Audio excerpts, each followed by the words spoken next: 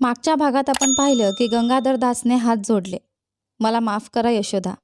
एक वडील म्हणून मला अभिमानाने माझ्या मुलीला आशीर्वाद आणि भेटवस्तू देऊन पाठवायला हवं होतं. पण मी काहीच केलं नाही.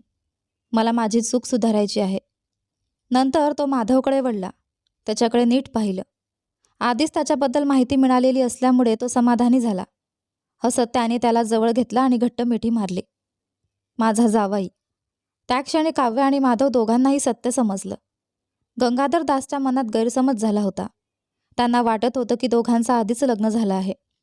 लग्नाच्या मंडपात काव्याने तिला दुसऱ्यावर प्रेम आहे असं सांगून घर सोडलं आणि इतके दिवस इथे राहिली. म्हणून त्यांना स्पष्ट वाटलं की तिने माधववर प्रेम केलं, त्याच्याशी लग्न केलं आणि इथे संसार सुरू केला. पण प्रत्यक्षात तसं काहीच नव्हतं. भीतीची एक लाट काव्याच्या मनात उसळली.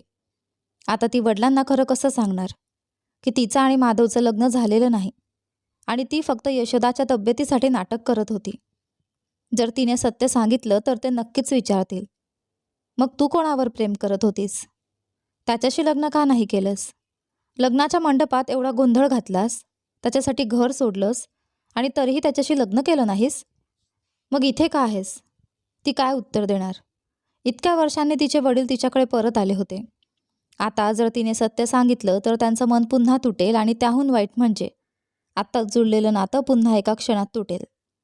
काव्य तिथे स्तब्ध उभी राहिली, सत्य आणि त्याच्या परिणामांमध्ये अडकलेली. तिला माहीत होतं आता ती जे काही बोलेल त्यानंतर सगळं कायमचं बदलून जाईल. काव्या खोल विचारात हरवली होती.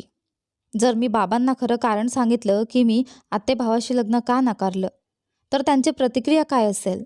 ते सहन करू शकतील का? इथले सगळे लोक समजतात की माझं आणि माधवचं लग्न झालं आहे.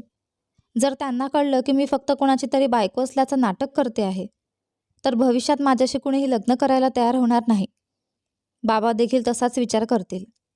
मला आयुष्यभर अविवाहित राहावं लागलं तरी मला चालेल, पण बाबा ते कधीच स्वीकारणार नाहीत, नाही का? आता मी काय करू?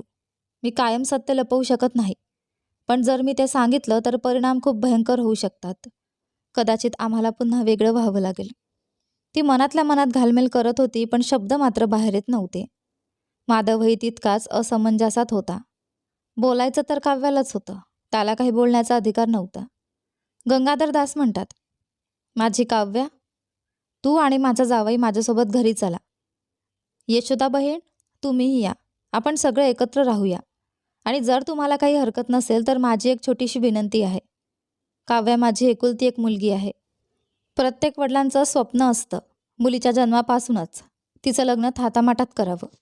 वडील श्रीमंत असो किंवा गरीब, कितीही कष्ट असले तरी गरज पडली तर कर्ज काढून सुद्धा ते आपल्या मुलीचं लग्न सर्वोत्तम रीतीने करतात. पण माझ्या बाबतीत मी खूप संपत्ती कमावली आहे आणि ती सगळी माझ्या मुलीसाठीच आहे. त्यामुळे मला सगळे पारंपरिक विधी नातेवाईक आणि मित्रांच्या उपस्थितीत योग्य रीतीने करायचे आहेत. मला त्यांचं लग्न पुन्हा एकदा हिंदू परंपरेनुसार सगळ्या थाटामाटात पाहायचं आहे. यशोदा आनंदाने भारावून म्हणते, भाऊ, माझ्या मनातही हाच विचार होता. मलाही त्यांच्या लग्नाला उपस्थित राहता आलं नव्हतं.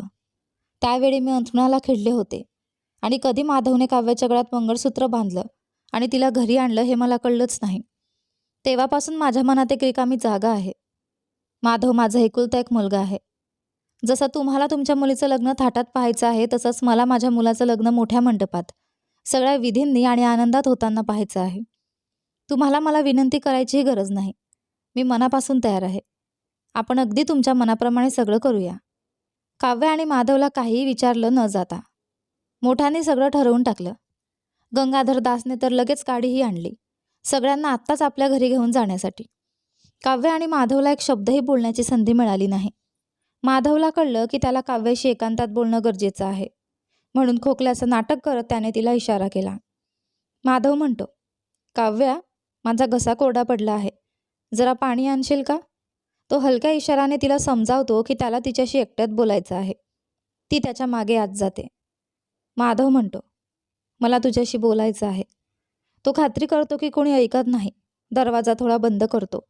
मग तिच्या अगदी जवळ उभा राहून हळू आवाजात बोलतो, तू काय अनुभवते आहेस ते मला समजतं. तू अजूनही धक्क्यात आहेस, नाही का? सुरुवातीपासूनच मला माहीत होतं की असं काहीतरी होणार. जेव्हा मी तुला माझी बायको असल्याचं नाटक करायला सांगितलं तेव्हा तू तयार नव्हतीस. तुझ्या लग्नात तू सांगितलेलं खोटं आणि इथल्या लोकांचा गैरसमज की आपलं लग्न झालं आहे, यामुळे आज ही परिस्थिती निर्माण झाली आहे. काव्या थरथरत्या आवाजात म्हणते, मला खूप गोंधळल्यासारखं वाटतंय. काही वेळापूर्वीच मी खूप आनंदी होते. माझी इतक्या दिवसांची इच्छा पूर्ण झाली. बाबा मला घ्यायला आले. मी देवाचे आभारही मानले. वाटलं सगळ्या समस्या संपल्या. पण जसं एक समस्या सुटली तसं त्यांनी माझ्यासमोर दुसरीच मोठी अडचण उभी केली. आता मला काहीच कळत नाही मी काय करू. माधव म्हणतो, आपण आजच आईला सत्य सांगायचं ठरवलं होतं, पण अगदी त्या क्षणी तुझे बाबा आपल्या घरात आले. काव्या म्हणते, कदाचित देवाला असंच हवं असेल की आपण दोघांनी एकत्रच त्यांना सत्य सांगावं. कदाचित हा योग्य वेळ आहे हा सगळा दिखावा कायमचा संपवण्याचा, मग त्याचे काही परिणाम झाले तरी. माधव म्हणतो, नाही, आपण त्यांना सत्य सांगू नये, आत्ता तरी नाही. काव्या म्हणते, का माधव, तू असं का म्हणतोयस? माधव म्हणतो, तू स्वतः म्हणालीस, हा क्षण कित्येक वर्षांच्या प्रतीक्षेनंतर आला आहे. इतक्या दिवसांनी तुझे बाबा तुला घ्यायला आले आहेत. विचार कर, कोणते वडील हे सत्य सहन करू शकेल की त्याची मुलगी लग्नाआधीच दुसऱ्या पुरुषाच्या बायकोसारखी राहत होती? ते जरी शांत आणि चांगल्या स्वभावाचे असले तरी विसरू नकोस, तू लग्नाच्या मंडपात सगळ्यांसमोर नकार दिलास, त्यांचा सन्मान दुखावला. तरीही त्यांनी आपला अहंकार बाजूला ठेवला आणि फक्त तुझ्या वाचून राहवत नाही म्हणून तुला परत न्यायला आले. यातून त्यांच्या प्रेमाची खुली दिसत नाही का? ते साधे माणूस नाहीत. तुझ्या गावात त्यांचा मोठा मान आहे, जमीनदारांपेक्षाही जास्त प्रभावशाली. त्यांच्या जागी दुसरा कुठलाही श्रीमंत माणूस असता तर तो कधीच माझ्या घरात पाऊल ठेवलं नसतं. कदाचित त्यांनी तुला जबरदस्तीने परत नेलं असतं किंवा तुला कायमचं नाकारलं असतं. पण ते तसे नाहीत. ते वेगळे आहेत. सगळं विसरून ते स्वतः आले, माफी मागत, नातं पुन्हा जोडायला. त्यांच्या बोलण्यातूनच कळतं की त्यांनी तुझ्या अनुपस्थितीत खूप सहन केलं आहे. त्यांच्या दुःखाने त्यांना आतून पोखरून टाकलं होतं आणि आता ते हळूहळू सावरत आहेत. अशा वेळी जर आपण त्यांना सत्य सांगितलं तर ते पूर्णपणे कोलमडून जातील. म्हणूनच आपण आत्ता काहीच सांगू नये. काव्या म्हणते, मग तू काय सुचवतोस माधव? आपण हा दिखावा चालूच ठेवायचा? माधव म्हणतो, माझं मन तरी हो म्हणतंय. सध्या आपल्याकडे दुसरा पर्याय आहे का? काव्या गहन विचारात पडली. ती हळूहळू खोलीतल्या श्रीकृष्णाच्या छोट्या मूर्तीसमोर गेली, हात जोडले आणि डोळे मिटून प्रार्थना करू लागली. हे देवा, मला इतक्या कठीण परिस्थितीत का आणलं आहेस? आता मी काय करू? मला योग्य मार्ग दाखव. काही क्षण शांत प्रार्थना केल्यानंतर तिने डोळे उघडले. जणू तिला उत्तर मिळालं होतं. ती माधवकडे वळली आणि त्याचे हात आपल्या हातात घेतले. काव्या म्हणते, माधव, मला वाटतं तू बरोबर आहेस. जर तुला काही हरकत नसेल तर कृपया माझ्यासाठी, माझ्या बाबांसाठी थोडे दिवस हा दिखावा पुढे चालू ठेव. त्या दिवशी मी इथे आले तेव्हा मी म्हणाले होते की तुझ्या आईची काळजी घेण्यासाठी मी तुझी बायको म्हणून राहीन. तेव्हा तू मला विचारलं होतंस, काव्या, मी तुझे उपकार कसे फेडू? आज मी तुला उत्तर देते. उपकाराची परतफेड उपकारानेच होते. चला, अजून काही दिवस हा अभिनय सुरू ठेवूया. माधव हसत म्हणतो, अगं काव्या, तू हात जोडून विनंती करण्याची काही गरज नाही. मला आदेश दे. तू माझ्या आईचा जीव वाचवला आहेस. आज ती आनंदी आहे, उत्साही आहे, पुन्हा तरुण मुलीसारखी हसते. हे सगळं तुझ्यामुळेच. त्याच्या तुलनेत तू माझ्याकडून काहीही मागितलंस तरी ते काहीच नाही, अगदी माझा जीवसुद्धा. पण मनाच्या आत कुठेतरी मला अपराधी वाटते. जणू आपण काहीतरी चुकीचं करत आहोत. देवाने आपल्याला अशा परिस्थितीत का टाकलं असेल? माधव म्हणतो, काव्या, असं म्हणतात एखाद्याचा जीव वाचवण्यासाठी 1000 खोटं बोलणंही योग्य असतं. त्याचप्रमाणे एखादं नातं टिकवण्यासाठी जर खोटं बोलावं लागलं तर ते पाप नसतं. आपण कोणाचंही नुकसान करत नाही आहोत. परिस्थितीने आपल्याला इथे आणलं आहे. आपले हेतू शुद्ध असतील तर आपल्याला घाबरण्याची गरज नाही. पण हो, हा दिखावा खूप दिवस चालू राहू नये याचीही काळजी घ्यायला हवी. योग्य वेळ आली की आपण हे सगळं संपवू. काव्या म्हणते, हो माधव, बाबा आपल्याला बोलावत आहेत. चला, आत्तासाठी आपण त्यांच्यासोबत आणि यशोदा आईसोबत घरी जाऊया. आणि अशा प्रकारे नशिबाच्या विचित्र खेळामुळे काव्य आणि माधव यांना नवरा बायकोचा अभिनय पुढे चालू ठेवावा लागला. ज्यावेळी त्यांना वाटलं होतं की आता हे सगळं थांबवायची वेळ आली आहे, त्याचवेळी नियतीने त्यांना अजून खोलवर यात ओढून घेतलं. यशोदा आणि माधव गंगाधर दास यांच्या घरी पोहोचले, जिथे त्यांचं पारंपरिक लग्नाच्या वाजत गाजत नातेवाईक आणि मित्रांच्या आशीर्वादात स्वागत करण्यात आलं. गंगाधर दासला लग्न थाटामाटात करायचं होतं, पण पुजाऱ्याने सांगितलं की शुभ मुहूर्त फक्त 1 महिन्यानंतरच आहे. हे ऐकून काव्य आणि माधव दोघांनीही सुटकेचा निश्वास सोडला. किमान 1 महिना तरी आहे, या काळात आपण सत्य सांगण्याचा मार्ग शोधू शकतो, असा विचार करत त्यांना थोडा दिलासा मिळाला. दरम्यान संध्या गंगाधर दासच्या घरावर लक्ष ठेवून होती. सत्य कळताच ती संतापाने पेटून उठली. तिच्या चौकशीनुसार लग्नाच्या दिवशी काव्याने फक्त आपलं प्रेम जिंकण्यासाठी खोटं बोललं होतं. पण मग हा नवीन प्रेमी कोण होता? जी मुलगी लहानपणापासून आर्यनला स्वतःच्या जीवापेक्षा जास्त प्रेम करत होती, ती काही दिवसातच कशी बदलू शकते? कोणतीही स्त्री तिचं पहिलं प्रेम इतका सहज विसरू शकत नाही. यामागे नक्कीच काहीतरी रहस्य होतं, एक गूढ, जे अजून उलगडायचं होतं. त्यातच गंगाधर दास आपली सगळी संपत्ती आपल्या जावयाच्या नावावर करणार होता. हे संध्याला कधीच मान्य नव्हतं. ती संपत्ती तिचीच असायला हवी होती आणि त्यासाठी माधवला कोणत्याही परिस्थितीत दूर करावं लागणार होतं. काव्याला खरंच त्याच्यावर प्रेम असलं तरी तिला फरक पडत नव्हता. माधवचा अंत करावाच लागणार होता.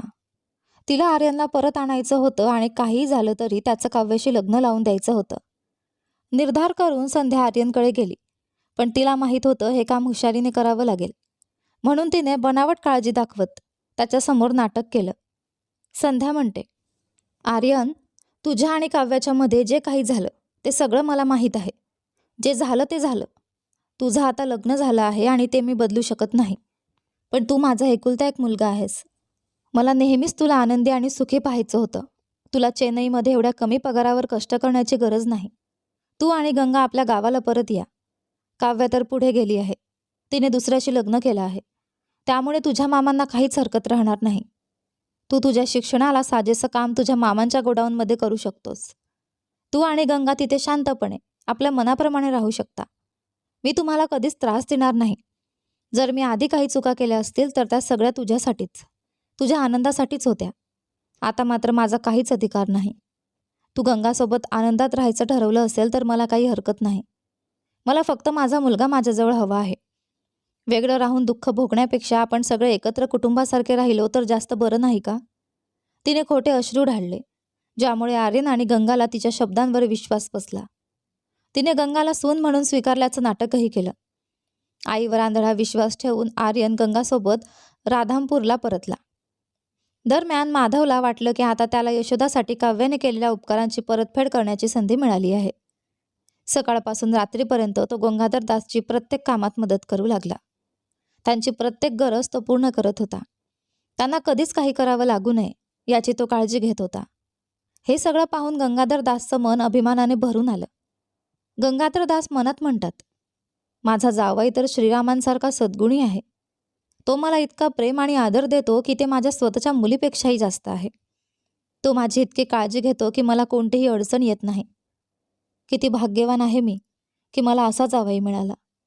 दिवसेंदिवस त्यांचं माधववरील प्रेम वाढत गेलं. लवकरच त्याने ठरवलं की आपली सगळी मालमत्ता, जमिनी, गिरण्या, व्यवसाय माधवच्या हवाली करायची. माधव शिक्षणाने पदवीधर असल्यामुळे त्याला आधी थोडा अनुभव मिळावा म्हणून गंगाधर दासने त्याला मॅनेजर म्हणून नेमलं आणि सगळं व्यवस्थित शिकण्यास सांगितलं. माधवला लगेच गंगाधर दासचा हेतू समजला. मॅनेजर बनवणं हे फक्त पहिलं पाऊल होतं. लवकरच ते त्याच्याकडे सगळा व्यवसाय सोपवणार होते. पण सत्य हे होतं, तो गंगाधर दासचा खरा जावई नव्हता. एक दिवस हा सगळा दिखावा संपणारच होता. मग तो हे सगळं का शिकावं? मॅनेजरची जबाबदारी का घ्यावी? या विचारांनी तो अस्वस्थ झाला आणि त्याने हे सगळं काव्याला सांगितलं. काव्या म्हणते, माधव, जोपर्यंत आपण बाबांना सत्य सांगत नाही तोपर्यंत तुझ्या तोंडून काहीच बाहेर पडता कामा नये. जर त्यांना आपल्यावर शंका आली तर अनावश्यक अडचणी निर्माण होतील. त्यांनी अजून व्यवसाय तुझ्या नावावर केलेला नाही, फक्त तुला मॅनेजर बनवलं आहे. त्यामुळे ही एक नोकरी म्हणून बघ आणि सगळं व्यवस्थित शिक. तू माझ्यासाठी माझ्या घरी आलास, इतक्या अडचणी सहन केल्यास. मी तुला शेवटी रिकाम्या हाताने जाऊ देणार नाही. योग्य वेळ आली की मी बाबांना सत्य सांगेन. पण तोपर्यंत मला हवं आहे की ते तुला कायमस्वरूपी मॅनेजर बनवावं. तुझ्यात ती क्षमता आहे आणि तुझ्या आईला सांभाळण्यासाठी तुला एक स्थिर नोकरीही हवीच ना. म्हणून ही एक नोकरी म्हणूनच बघ. काव्याच्या या समजावणीने माधव तयार झाला. काही दिवसांतच त्याने सगळी कामं उत्तम प्रकारे शिकून घेतली आणि सगळं व्यवस्थित सांभाळू लागला. गंगाधर दास त्याच्या मेहनतीने खूप प्रभावित झाला आणि मनात विचार करू लागला, माझा जावई किती नम्र आहे. त्याच्या जागी दुसरा कोणी असता तर मॅनेजर होण्याऐवजी थेट चेअरमन होण्याची मागणी केली असती. शेवटी तो इतक्या श्रीमंत घराण्याचा जावई आहे. पण माधव तसा नाही. मी जे सांगतो ते तो कुठलाही प्रश्न न विचारता करतो. त्याला ना पदाची लालसा आहे ना सत्तेची. तो फक्त माझा आदर करतो आणि माझं ऐकतो. आजच्या काळात जिथे अनेक जावई आपल्या सासऱ्यांना पैशासाठी त्रास देतात, तिथे मला असा जावई मिळाला हे माझं भाग्यच आहे. सुरुवातीला मी माझ्या मुलीच्या निर्णयाला विरोध केला होता, पण शेवटी काव्याने माधवशी लग्न करून योग्यच निर्णय घेतला. माझ्यानंतर या घराचा योग्य वारस, गुण आणि बुद्धिमत्ता दोन्हीमध्ये माधवच आहे. इतक्यात संध्या आर्यन आणि गंगा यांच्यासोबत गंगाधर दासच्या घरी आली. गंगाधर दास सोफ्यावर बसले होते आणि माधव त्यांच्या शेजारी बसून गिरणीचे हिशोब पाहत होता. गंगाधर दास म्हणतात, संध्या, इतके दिवस तू कुठे होतीस? काही न सांगता निघून गेलीस. मी तुला कितीतरी वेळा फोन केला, पण तू प्रत्येक वेळी नंतर सांगते असंच म्हणालीस. इतकं काय महत्त्वाचं होतं की तुला जावं लागलं? आणि ही मुलगी कोण आहे जी आर्यनच्या शेजारी उभी आहे? ती तुझ्या नवऱ्याच्या नात्यातली आहे का? मी तिला आधी कधीच पाहिलं नाही. संध्या काही क्षण गोंधळली. गंगाची ओळख कशी करून द्यावी हे तिला कळेना, पण तिच्याकडे दुसरा पर्याय नव्हता. भाऊ, आर्यन आणि काव्याचं लग्न रद्द झाल्यानंतर आर्यनला चेन्नईमध्ये एक चांगली नोकरी मिळाली आणि तो तिथे गेला. तिथेच त्याची या मुलीशी ओळख झाली. हिचं नाव गंगा आहे. दोघे एकमेकांच्या प्रेमात पडले. तिचे आई वडीलही चेन्नईमध्येच राहतात. साखरपुडा तुटल्यानंतर आर्यन एकटा राहू शकत नव्हता, म्हणून त्यांनी लग्न करण्याचा निर्णय घेतला. त्यांच्या लग्नासाठी मीही तिथे गेले होते. माझा विचार होता की त्यांना परत इथे आणून आपल्या गावात लग्न लावावं, पण त्यांच्या कुंडलीनुसार गेल्या आठवड्यातच एक अतिशय शुभ मुहूर्त होता आणि पुजाऱ्याने सांगितलं की तो लग्नासाठी खूपच प्रभावी काळ आहे. म्हणूनच वेळ न दळवता आम्ही तिथेच लग्न उरकून टाकलं. सगळं इतक्या पटकन झालं की मला श्वास घ्यायलाही वेळ मिळाला नाही. मला तुम्हाला कळवायचं होतं, पण तुम्हाला इतक्या लांब यायला त्रास द्यायचा नव्हता. म्हणूनच आता मी नवदाम्पत्याला इथे घेऊन आले आहे, तुमचा आशीर्वाद घेण्यासाठी. कृपया त्यांना आशीर्वाद द्या भाऊ. गंगाधर दास म्हणतात, गंगा, तू खूप सोज्वळ मुलगी आहेस. तुझं आयुष्य दीर्घ, सुखी आणि समृद्ध होवो. ते तिच्या डोक्यावर हात ठेवून आशीर्वाद देतात. मला आर्यनची खूप काळजी वाटत होती. काव्याशी लग्न करण्याचं त्याचं स्वप्न होतं, पण ते अचानक तुटलं. लग्नाच्या उंबरठ्यावर येऊन वधू गमावणं हा दुःख कोण सहन करू शकतं? तो किती तुटला असेल याचा मी नेहमी विचार करत होतो, पण आता त्याचं आयुष्य पुन्हा स्थिर झालं आहे हे पाहून मला आनंद होतो. आर्यन, मी तुला कधी फक्त भाचा म्हणून पाहिलं नाही. मी तुला माझ्या स्वतःच्या मुलीसारखंच, काव्यासारखंच प्रेम दिलं आहे. दुर्दैवाने मी तुमच्या दोघांच्या लग्नात उपस्थित राहू शकलो नाही. आजकालची पिढीही ना, तो हसतो. आईवडिलांना लग्नात सामील होऊच देत नाहीत. सगळं उरकून थेट घरी येतात. पण असो, त्यांचा आनंद महत्त्वाचा आहे. पण आर्यन, नोकरीसाठी इतक्या दूर का जायचं? आईला आणि मला सोडून का जायचं? इथेच काम करू शकतोस ना. माझ्या कंपनीलाही सॉफ्टवेअर प्रोफेशनल्सची गरज आहे. तुझ्या शिक्षणाला आणि कौशल्याला साजेसं काम इथेच मिळेल. संध्या मनात सुटकेचा निश्वास टाकत म्हणते, आहा, मीच विचार करत होते की आर्यनला इथेच नोकरी मिळवून द्यावी, म्हणजे तो पुन्हा जाऊ नये. आणि आता भाऊ स्वतःच ऑफर देत आहेत. माझं काम सोपं झालं. संध्या म्हणते, मला माहीत होतं भाऊ, तुम्ही असाच विचार कराल. तुम्ही नात्यांना सगळ्यापेक्षा जास्त महत्त्व देता. सगळ्यांना तुमच्याजवळ राहायचं असतं, म्हणूनच मी तुमचा इतका आदर करते. मीही त्याला हेच सांगितलं होतं. जर त्याला सॉफ्टवेअरमध्ये काम करायचं असेल तर इतक्या दूर जाण्याची गरज नाही. तुम्ही इथेच त्याच्यासाठी नोकरी शोधून द्याल. गंगाधर दास हसत म्हणतात, आर्यन, काय म्हणतोस? तू गेला तर तुझी आईही तुझ्यासोबत जाईल. इतक्या संघर्षांनंतर आम्ही पुन्हा एकत्र आलो आहोत. मला पुन्हा वेगळं व्हायचं नाही. माझं मन तेव्हाच शांत राहतं जेव्हा माझं कुटुंब माझ्याजवळ असतं. मी शेतकऱ्यांच्या कल्याणासाठी एक ॲप तयार करायचं ठरवलं आहे, ज्यामध्ये त्यांना शेतीविषयक माहिती आणि मार्गदर्शन मिळेल. ते प्रोजेक्ट तू सांभाळ. आर्यन विचारात पडला. हे सगळं जणू एखादं स्वप्न वाटत होतं. त्याला वाटलं होतं की संध्या कधीच त्याला स्वीकारणार नाही, पण तिने केवळ त्याला स्वीकारलं नाही तर इथे आणलं आणि इतकी मोठी नोकरीची संधीही मिळवून दिली. मी आईला चुकीचं समजलो, पण कसं तरी सगळं आपोआप नीट झालं. तो मनात विचार करू लागला. गंगा ही गंगाधर दासच्या उदारपणाने आणि कुटुंबावरील निस्वार्थ प्रेमाने आश्चर्यचकित झाली. संध्या मनात म्हणते, माझं एकच उद्दिष्ट होतं, आर्यन इथेच राहिला पाहिजे. ते झालं, पण अजूनपर्यंत गंगाधरने माधवची ओळख करून दिली नाही. आनंदात ते त्याला विसरले का? ती अस्वस्थ झाली. ती संशयाने म्हणते, हा कोण आहे? हा तुम्हाला मामा म्हणतोय, पण माझ्या माहितीनुसार तो आपल्या कुठल्याही नात्यातला नाही. गंगाधर दास चष्मा काढत चेहऱ्यावर खेद घेऊन म्हणतात, अरे, मी तुला सांगायलाच विसरलो संध्या. मी अजून माझ्या जावयाची ओळख करून दिलीच नाही. याचं नाव माधव आहे. काव्याला याच्यावर प्रेम आहे. मी त्याला माझा जावई म्हणून स्वीकारला आहे. माझ्या मुलीने तुला खूप दुखावलं आहे. तुला तिच्याबद्दल खूप स्वप्न होती. ती तुझी सून होईल असं वाटत होतं, पण तसं झालं नाही. मला माहीत आहे हे स्वीकारणं सोपं नाही. तरीही मोठ्या मनाने तिला माफ कर, अशी माझी विनंती आहे. तिने लग्नाच्या मंडपातून पळ काढला. सगळ्यांसमोर तुझा अपमान केला, हे माफ करणं कठीण आहे. मला कळतं, पण तू तिच्यासाठी आईसारखी आहेस. तिची एक चूक समजून तिला माफ कर आणि दोघांनाही मनापासून आशीर्वाद दे. हे ऐकून संध्या, आर्यन आणि गंगा तिघेही थक्क झाले. जणू वीज कोसळल्यासारखं झालं. संध्या थोडा वेळ थांबून जबरदस्तीने हसत म्हणते, भाऊ, काव्याने काही केलं असलं तरी शेवटी आम्हाला तिचा आनंदच महत्त्वाचा आहे. आर्यनचं आयुष्य आता स्थिर झालं आहे. मग मी का राग धरून ठेवू? जर ती खरोखर माधववर प्रेम करत असेल आणि त्याच्यासोबत आनंदी असेल तर मला त्यात काहीच हरकत नाही. काव्या, तुला दीर्घ आणि सुखी वैवाहिक आयुष्य लाभो. तुला उत्तम आरोग्य आणि समृद्धी मिळो. काव्या आणि माधव तिच्या पायांवर पडतात.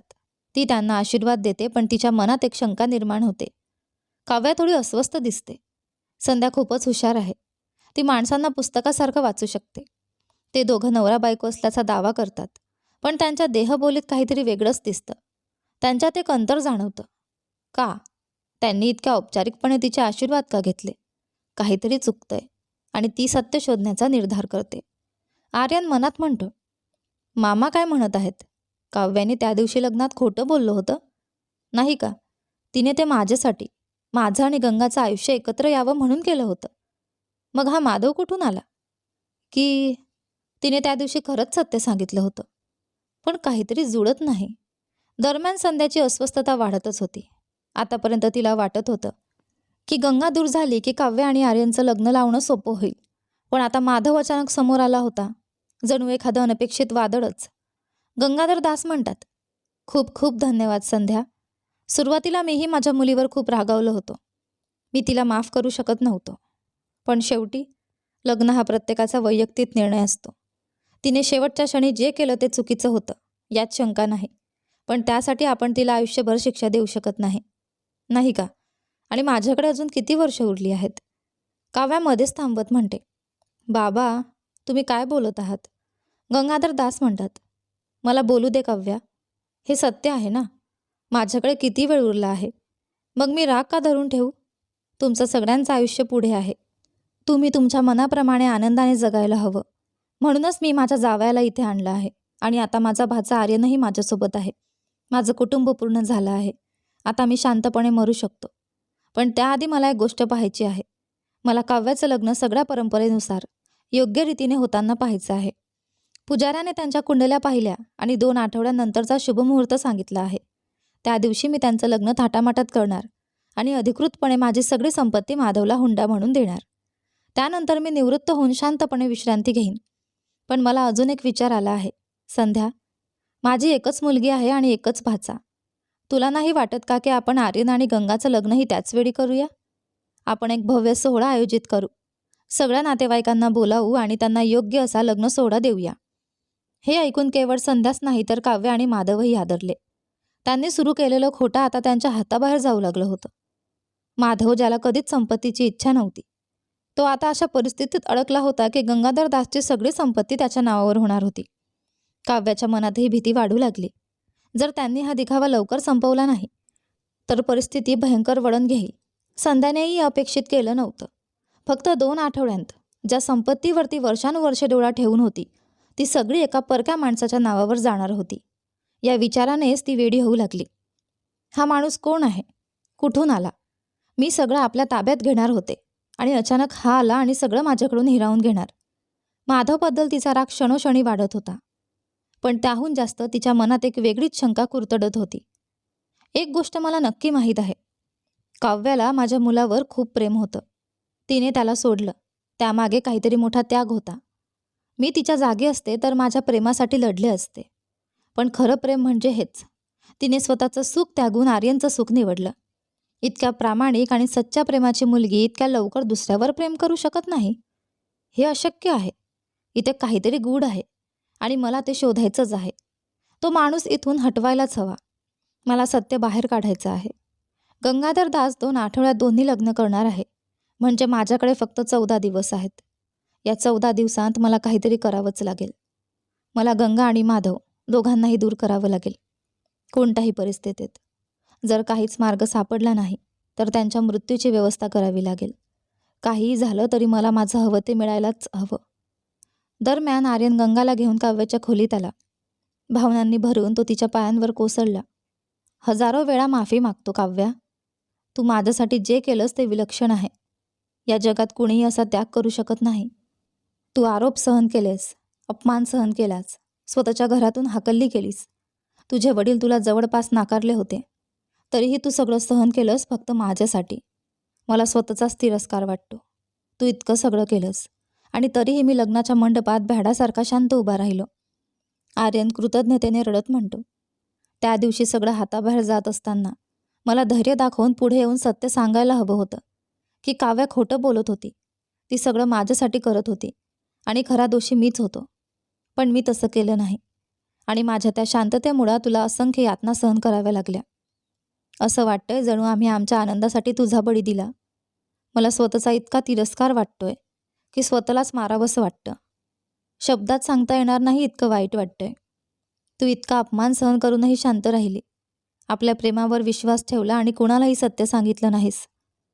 गंगा, आज आपण नवरा बायको म्हणून एकत्र आहोत ते फक्त काव्यामुळे, तिच्या सहनशीलतेमुळे, तिच्या अतुलनीय त्यागामुळे. मला कसं फेडायचं, कसं आभार मानायचं काहीच कळत नाही. मी फक्त तिच्या पायांवर पडू शकतो. तिच्यावर झालेल्या अन्यायाची भरपाई कशी करायची हेही मला समजत नाही. गंगा भावनांनी भारावून काव्याच्या पायांवर पडते आणि तिचे आभार मानते. काव्या आर्यनला उभं करत म्हणते. आर्यन, मी तुझी कझन आहे, पण तुझी मैत्रीणही आहे. आणि मित्र कशासाठी असतात? तू मला खूप मोठं करून दाखवत आहेस. मैत्री म्हणजे एकमेकांच्या पाठीशी उभं राहणं, एकमेकांना मदत करणं.